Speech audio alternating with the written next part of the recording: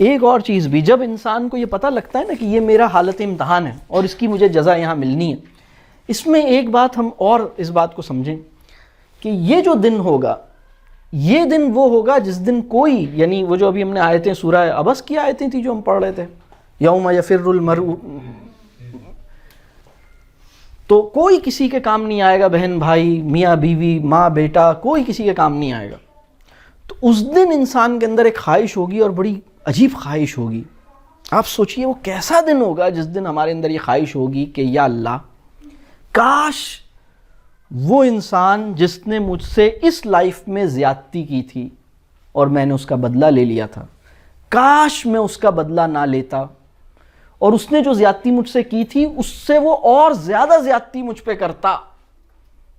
جس نے میری غیبت کی تھی کاش وہ اور غیبت کرتا اور میں اس کی جواب میں غیبت نہ کرتا۔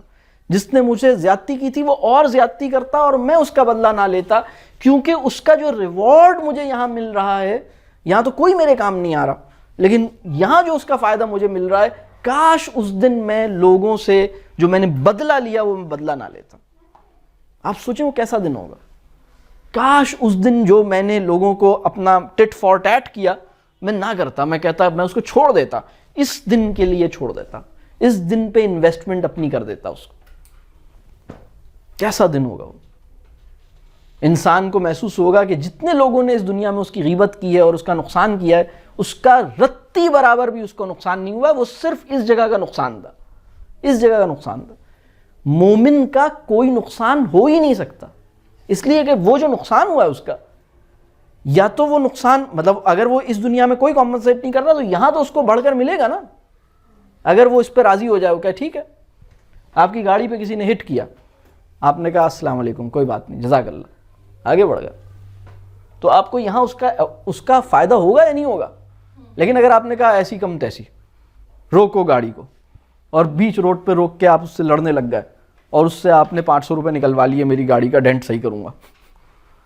اس دن آپ کو اندازہ ہوگا کہ ہاں یہ تو بس کلیئر ہو گیا آپ کا، بلکہ ڈینٹ 400 کا تھا، آپ نے 500 نکلوایا تو آپ کو 100 الٹے دینے پڑیں گے۔ لیکن اگر آپ نے اس کو چھوڑ دیا، لیٹ گو کہہ دیا، اور آپ نے کہا میں اللہ سے راضی ہوا، اللہ میرے لیے آسانی کرے، تو آپ کو ہر چیز کا یہاں ریوارڈ ملے گا۔ اب سوچئے کیسی چیز ہے یہ۔ معاف کر دینے کے نتیجے میں ہم آئیڈیل سائیکک کنڈیشن پہ لفٹ ہو جاتے ہیں۔ ہماری جو سائیکک کنڈیشن ہے وہ سب سے آئیڈیل فارم میں چلی جاتی ہے، لیکن انتقام کے انٹینٹ کے ساتھ ہم آئیڈیل سائیکک کنڈیشن نہیں اچیو کر پاتے۔ ہاں، مطلب اگر آپ نے کہا کہ میں وہاں پر تجھ سے کروں گا، تو بھی ایک اس کے اندر یہ اس لیول کی سائیکی نہیں ہے جو سائیکی یہ ہے کہ بس ہاں، یعنی جو آئیڈیل سائیکک، جو مسلم کانشیسنس ہے، یہ مسلمان کی جو سائیکک کنڈیشن ہے، وہ یعنی رب کریم ہماری نفسیاتی کنڈیشن کو اور نفسیاتی پوزیشن کو جس مقام پر جس رفعت پر پہنچانا چاہتا ہے وہ درگزر اور عفو کے نتیجے میں حاصل ہوتی ہے، اور ہم خود عفو و درگزر کے مستحق اسی کے نتیجے میں بنتے ہیں۔